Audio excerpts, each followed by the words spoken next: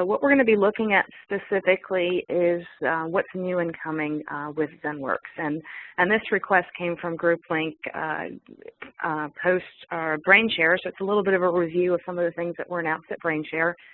And without further ado, I'm going to get started on this.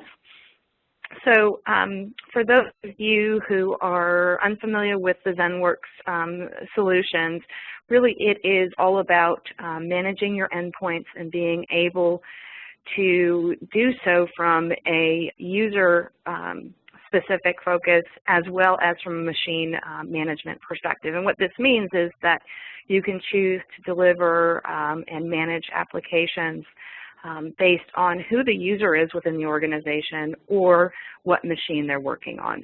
And what this really boils down to is what the first bullet is saying, is bringing your users the ability to function regardless of which machine they're at and the type of information that they need. So there's three releases that I want to talk about. The first one is version 11 SP1. That was released, I'm trying to think of the time frame, it was, I believe, in August of this year. So this is the current version of the product. I just wanted to talk about a couple of the highlights that we have going with this particular version.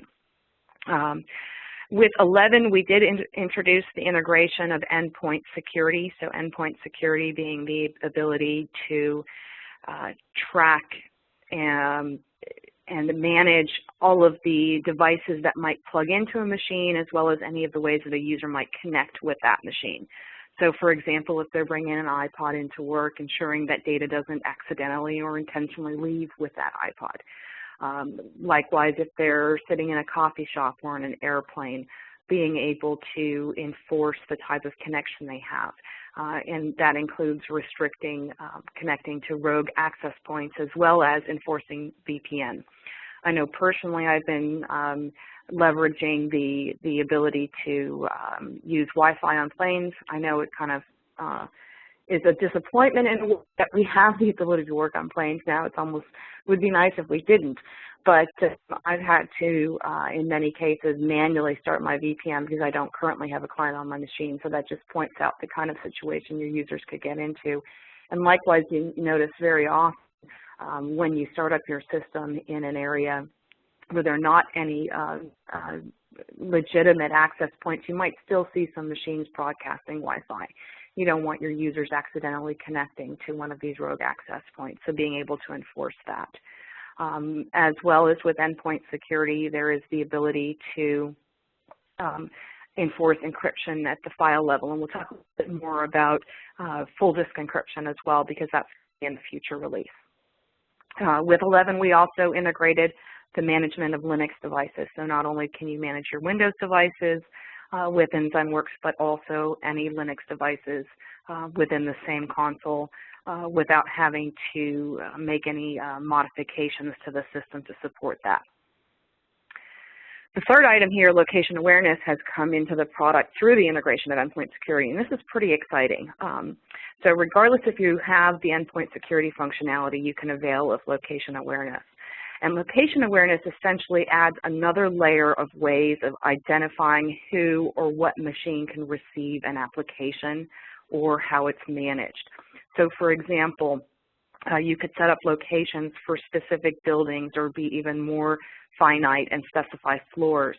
So that as a user, maybe with a laptop, goes from place to place and they connect in, you could actually have it automatically hook them up with the correct printer drivers based on their location. From a security perspective, this also means that you can specify that security settings are enabled based on location. So am I in the office? Am I at home? Am I elsewhere? We also introduced power management, so the ability to enforce settings as far as when the screen should go dark or when the machine should hibernate. And those can also be connected with location or with machine or user-specific policies. Another exciting thing that's part of the location awareness integration is the concept of being able to throttle content to the endpoint. So if a person is at a location that has a slow bandwidth, we can specify the throttling rate for that location. Whereas if they're in the main office with a good open pipe, we can deliver much more of the content through that connection. And those are really the main things that I wanted to point out as far as ZENworks 11. With SP1, what we've done primarily with this release, it's kind of an interim release. So originally what we've put into SP1 and SP2 were going to be in one release, but we realized it was extremely important to update our platform support. And that is specifically for the, from an operating system perspective, supporting the latest releases. So you have the latest releases of Windows Server and Windows 7, as well as SLES and Red Hat. From a database perspective, supporting SQL Server and Oracle latest releases, as well as updating the integrated database to SQL Anywhere version 12.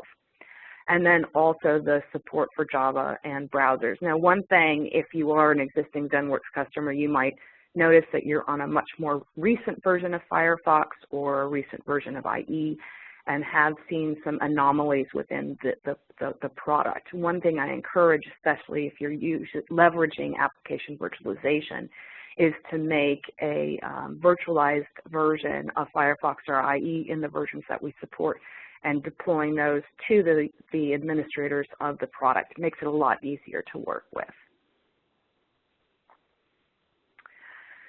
So moving on to Park Place, or ZENworks 11 Service Pack 2. This will be released in January of next year. And this is where we're bringing in some great new functionality. So I mentioned before that full disk encryption is something new. We have OEM'd with a partner to bring this offering. It will be available to manage through the console, but you can add it on to any existing ZENworks product that you might own, or if you're not a ZENworks customer, you can purchase it as a standalone as well. One of the things that's really great about the full disk encryption is that it leverages both hardware and software-based encryption. So if today you're doing hardware encryption for your Seagate drives, for example, you'll be able to continue to manage those through ZENworks, but in addition, for any drives that might not have full disk encryption support, able to encrypt those as well, but maintain them and manage them from that central product. This can very often be financially beneficial for organizations that have looked previously to doing hardware-based encryption, but want to manage the costs of those drives, those expensive drives, and be able to still enforce the full disk encryption on other systems. Another thing that I really like about this product is that it has a number of functionalities in place that prevent the drive from basically becoming a brick. And when I say that, it's in a scenario where a user forgets their passwords or types their passwords incorrectly at the full disk encryption validation point. And what can happen there is that the password is unknown, the user can't log in, there's not an override password, and you can't get into the system. But with the FDE offering that we have, you're able to do challenge and response to that system so that you can unlock the system even if a password is forgotten. Now, one thing to notice, and it is written here, and I think this should satisfy most of our customers, is that it does require XP or higher. So we are supporting the 7. And again, available as a standalone offering, can be added into ZENworks, but we're also offering an endpoint security suite, which will include patch management, endpoint security, and the full disk encryption. Now, I'm not seeing questions right now, but if you do have any, feel free to type those in. Take a look at that once I've gotten a little bit further down the deck. A couple of other things that we've done as far as improvements is with our imaging, and you can see the different things that we're doing there, really just to make it faster and more efficient from an imaging perspective. That's been a complaint for many of our customers, is that it just takes too long to image a system. So really being able to increase that performance and that time for the imaging of the system. We've also made a number of changes that improve the login performance as far as the amount of time it takes for a user to log in, and so that the user isn't sitting going, you know, I'm waiting for full disk encryption to load, I'm waiting for ZENworks to load, I'm waiting for my antivirus to load, I'm waiting for my firewall to load. All of those things can add up from a 30-second login time to much longer. So we've made a lot of refinements to shorten that time as much as possible. In addition, we have added some functionality to enhance the performance and scalability within your Citrix environment. And the last one is really specific to endpoint security, where we've just adjusted how the client self-defense, and client self-defense essentially is the ability to prevent the user from uninstalling their own system. So rather than having that as a policy within endpoint security, which is then not available to other users of ZENworks, we set it at a setting at the zone so that you can leverage this particular client self-defense regardless of the ZENworks components that you're using.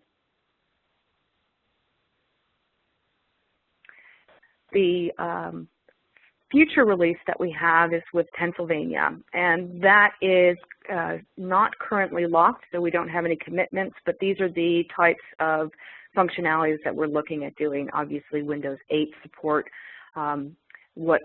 What is really important to our customers is the ability to do stealth audits, so that is very high on the list, and I believe is probably one of the ones that you can look at here as being most committed as far as what we're looking to do post SP2. The other thing is the ability to have multi-zone. So a multi-zone is essentially if you have separate installations of ZENworks, or we have partners supporting multiple installations of ZENworks, able to easily share the content, so take a bill from one zone and share it with another without having to go through the process of exporting and importing from one system into another. And at the same time, being able to keep those zones separate. We're also looking at making some changes to how we're doing our inventory and software discovery. One of the things that we've been asked about a lot with our customers is the ability to look at the add remove program addition to our fingerprint approach to inventory. So that's another topic that is of great importance to us and of value to our customers. And then the others really are just typical things that we're looking at as we move forward with the product, as far as being able to refine how a user, or excuse me, an administrator interacts with the system, as well as continuing to improve the performance of the system within your environment.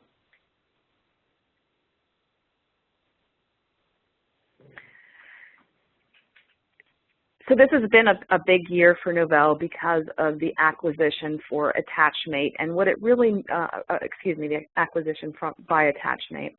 And what this really means to our customers is that we have been able to refocus our energies.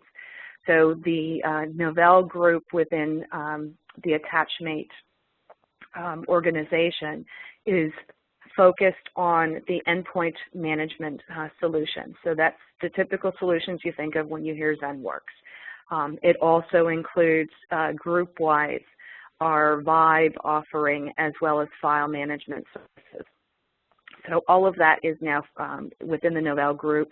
The ID management, SUSE Linux, data center, those functions have all been separated out into Q and SUSE organizations within Attachmate.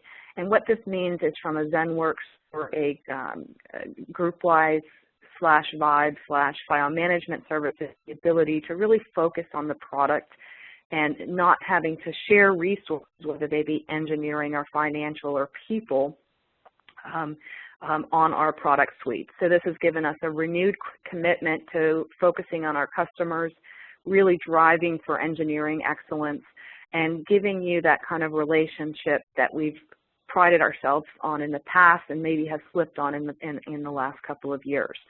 I'm really excited about this. The number of employees that are being hired on to support our customer has increased significantly. In my group, where I'm a sales engineer, we have actually gone from 5 to 7 specialists or sales engineers to about 15, and we're looking at getting up close to 20 by the end of the year. This it holds true for our sales organization, where we have a significant increase in the number of sales reps for our customers. And again, that's all our focus and our renewed commitment to really being there for our customers. Now, talking about the future as far as specific functionality that's coming with ZENworks, these are some of the things that we're looking at in general as we develop our products. Today, we're looking a lot at your migration to Windows 7, and we will continue to look at that as an important challenge moving forward with Windows 8 being released. The sheer number of mobile devices that are popping up in the environment, whether they're supplied by the organization or users are bringing in their own iPads, their own Android tablets, iPhones, and Android phones, being able to manage the content securely that ends up in those devices. So again, that is really adding to our security and compliance story. There is an increased adoption of ITIL.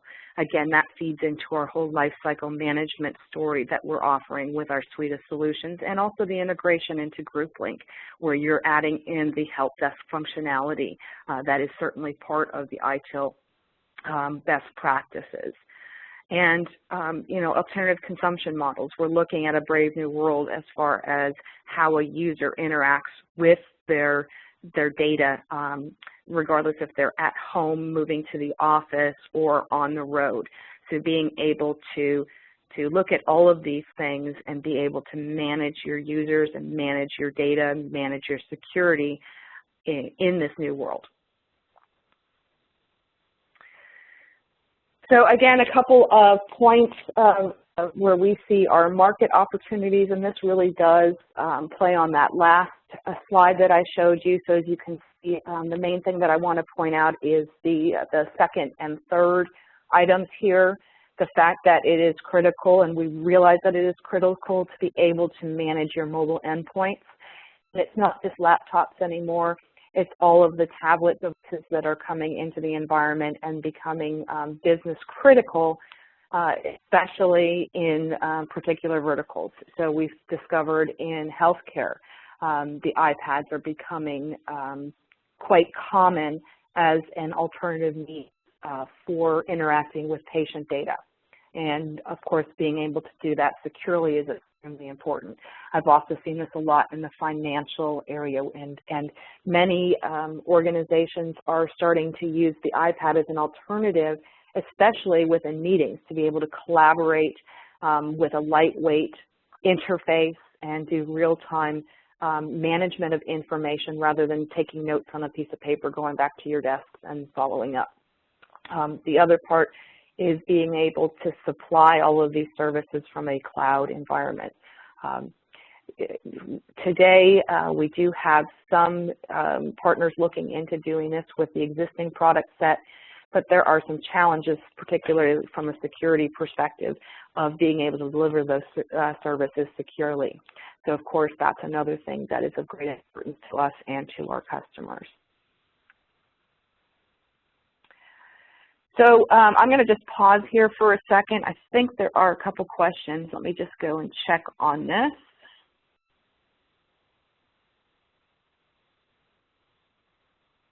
And there's a comment saying that, yeah, just confirming the market trend of the Macintosh. Oh, yeah, Macintosh. I didn't mention that, but Macs are also being deployed, not just the iOS platforms, but Macintoshes themselves. So the fact that and for some reason that didn't show up in my deck. I'm so sorry. Let me go back to to SP2, the release that's coming in January, I mentioned that full disk encryption will be part of that solution. We're also going to be adding in support for managing Macintoshes. And this is going to be the ability to do remote control, inventory, and software application delivery to Macintoshes.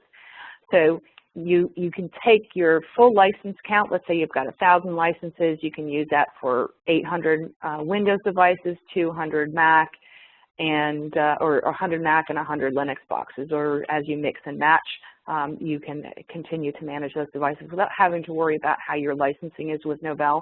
Makes it a lot simpler for managing a dynamic environment as you move operating systems, as well as from a licensing perspective of not having to nitpick, I have X number of Mac, X number of Linux, X number of Windows.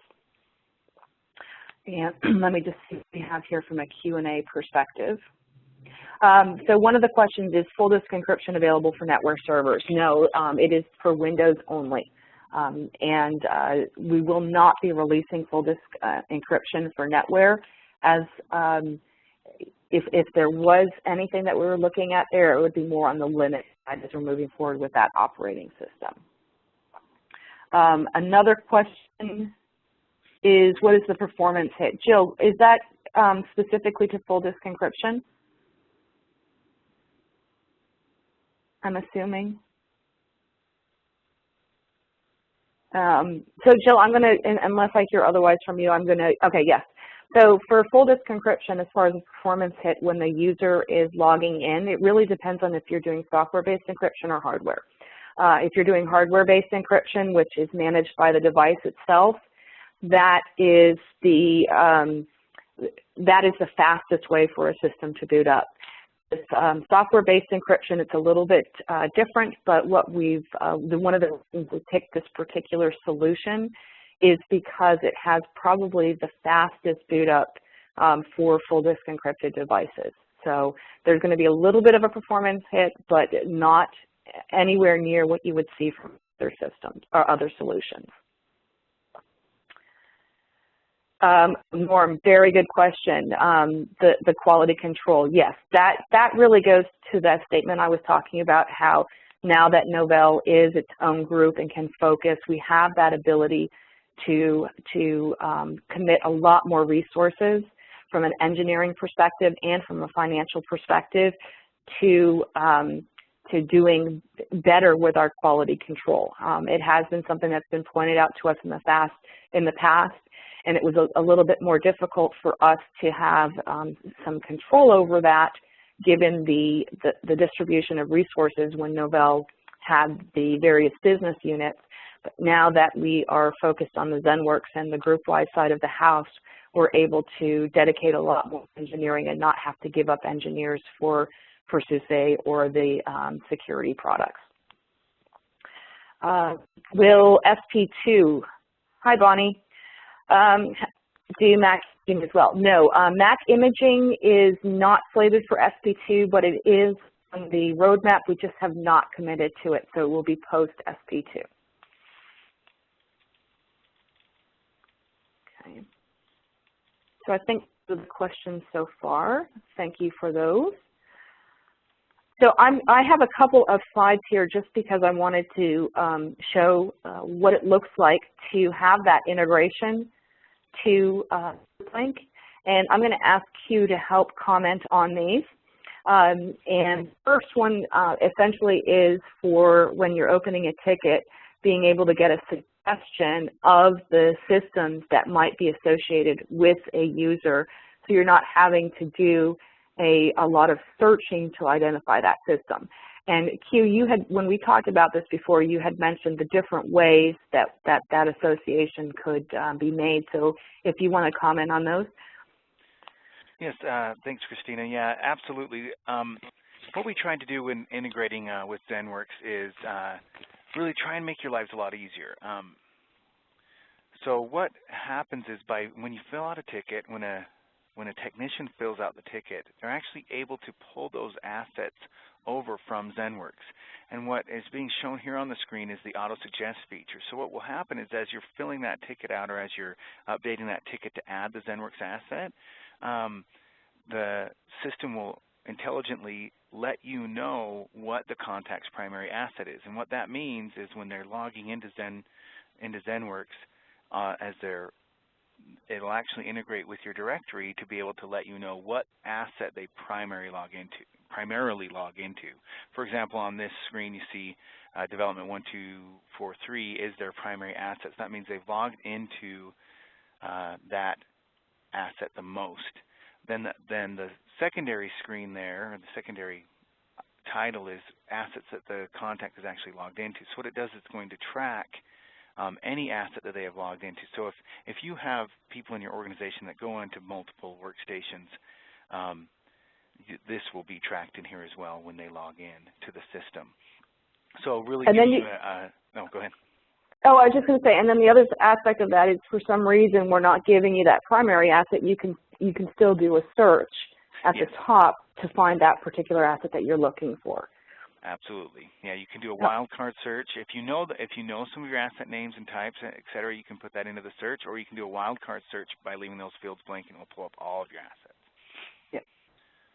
Cool. And then essentially what it looks like once the ticket is open is that you have that connection. So you can see that here specifically where the system itself has been linked in, and then you have the ability to look at the details for that particular asset, but also be able to track it against the ticket, so that if you find a particular system or a type of system that's getting a lot of problems, being able to do some preventative maintenance instead of always having to be reactive on those devices.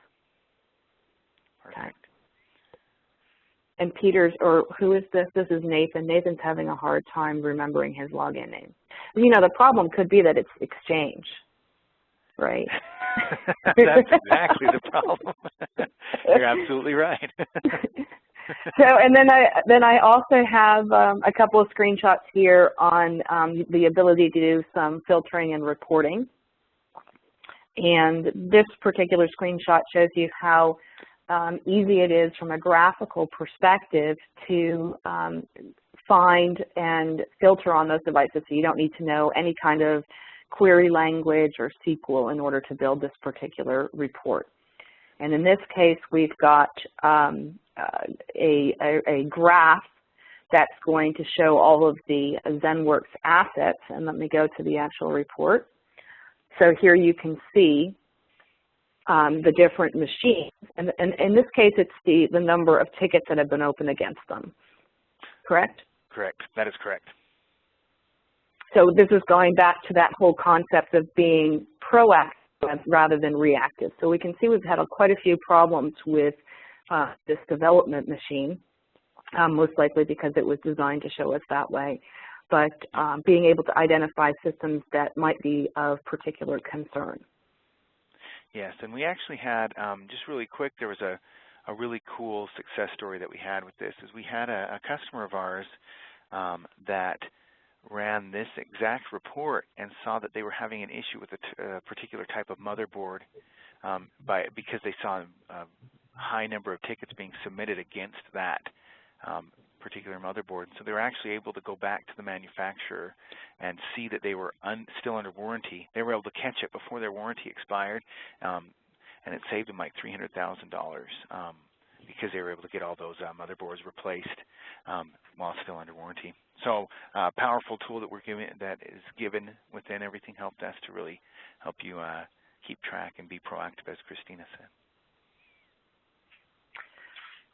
Okay, so just the last thing that I wanted to point out is that we've got a couple of links here, and I'm going to switch over to Firefox because I have those open.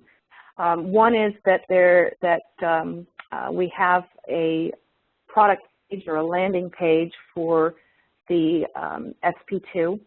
It is available in beta, so that can be downloaded, but it also gives you a highlight of the functionality that's available. So you have the full disk encryption, endpoint protection suite, which is where we're integrating full disk encryption with and endpoint security, and then also your support for Macintosh devices. Let me see, here's the beta download link right here. So this is a great resource for for kind of remembering what it is that we're doing, and also to take a look at the newest version if you're interested. The other thing that we've provided on the link, and this presentation will be made available after the webinar, is this link to the video that shows in action integration snapshots that I had in the presentation itself. Perfect. And that's really all I have today. I promised Q I'd make it short and sweet, as I'm the last one, and I'm sure many of you are looking to go to lunch. Oh, wait, we do have another question. Let me just check and see what that is. SP2 is Park Place. Maryland, yes, that is correct. Pennsylvania, I'm not sure if that's going to be SP3 or a new release, whether it will be 12. It depends on the type of content that we put in. So generally what we do with our service pack releases is add, I shouldn't say minor changes, because SP2 does have some pretty significant changes. But I think Pennsylvania will probably be a version 12. We might have an SP3 in between the current release and that. Hence the name for all of our beautiful codes. Okay, with SP2, Mac remote control. Yes, it is going to be leveraging the Mac remote control technology.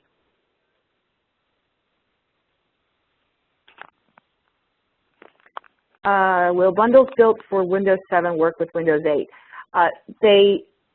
So that's a conditional yes. If the application installation that you're doing with the bundle is compatible with Windows 8, it will.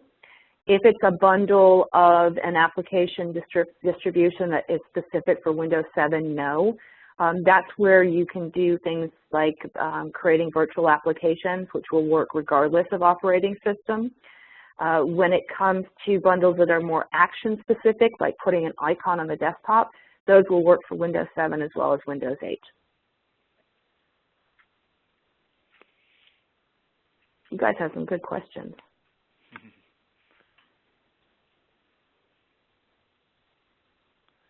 And another thing that I did want to point out, I'm sorry, were you going to comment? No, I was just going to state, if anyone else has any further questions, feel free to put those through on the chat and Q&A. Yeah.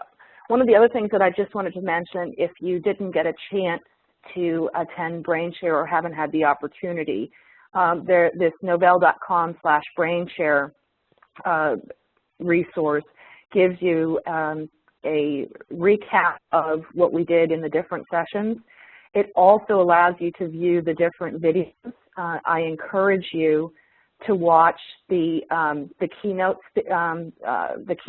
from Monday and Friday. I'm just trying to find the specific one.